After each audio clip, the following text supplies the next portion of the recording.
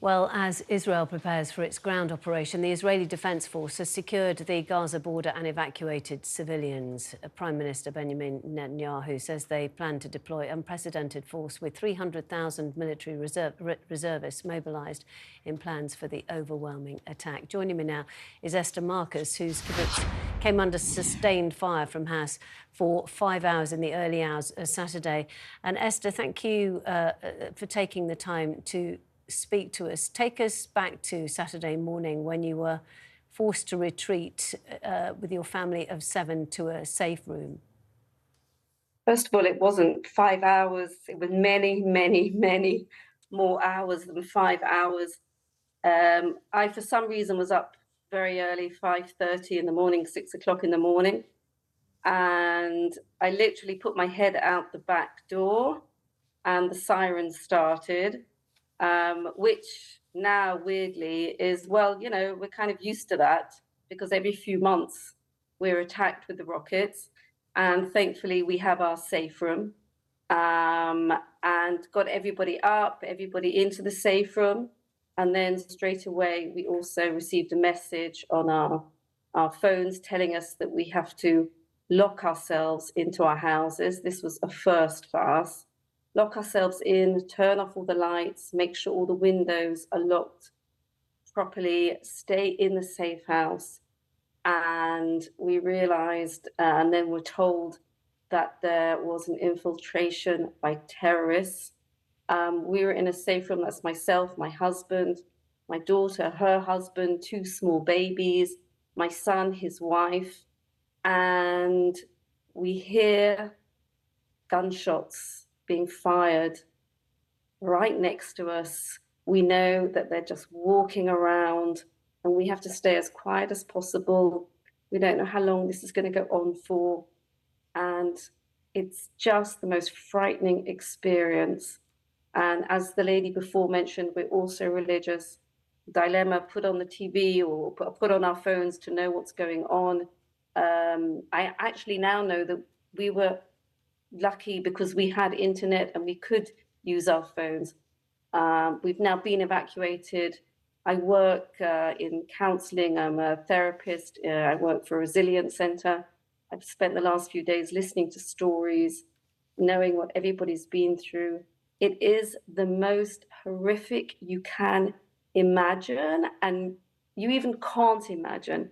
So we were in our safe room from 6:30 in the morning, not allowed out. We ourselves ran into the bathroom and ran back again. I know people who didn't. They did what they had to do in the bathroom. Some people didn't eat the whole day. We snuck out, got a bit of food, came back in again. And only on late into the night, 3 o'clock the following morning, we were told that there was a possibility that we were going to be evacuated. We were allowed to move around in our houses very quietly, to pack our bags, and then go back into the safe room to wait to find out when we would be allowed out of our houses. The next day at 9 o'clock, they informed us that people who weren't going to be going on the buses to be evacuated were able to leave. So fortunately, my daughter and husband got out. They went home, and then he straight away has been called up. And my son was also able to leave. And my other son was also straight away called up into reserve duty. And we then waited because the buses couldn't get to us because of the firing. And only at 3 o'clock in the afternoon, we were able to leave the kibbutz, and that meant seeing bodies of the terrorists, where thankfully, our own civilian army that we have on our kibbutz, the way that it's set up is we have like the old dad's army that we all used to watch on TV. Only with us, it's men aged between 23 and 45, maybe 50 even, who stay in training, stay in a situation that they can protect us. And they absolutely protected us. I have no doubt that it's thanks to them that I'm alive, my family is alive, my community is alive. And then we started hearing the most terrible stories on the kibbutzim next to us. Hundreds of people have been slaughtered. I have a very good friend, a woman I work with.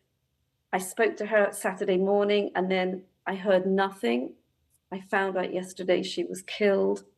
A son from the kibbutz, my friend's son, he's a soldier. As soon as the alarm rockets went off, he, as a soldier, did his duty, left our kibbutz. He didn't have to because he was on a day off, but he went back into the army and he was murdered on the way. I've just come back from his funeral. Hundreds and hundreds of people to come to his funeral, just such a waste. I know people who are being captured in hostage. They just walked in, picked people up, dragged them. We don't know what's going to happen with those people.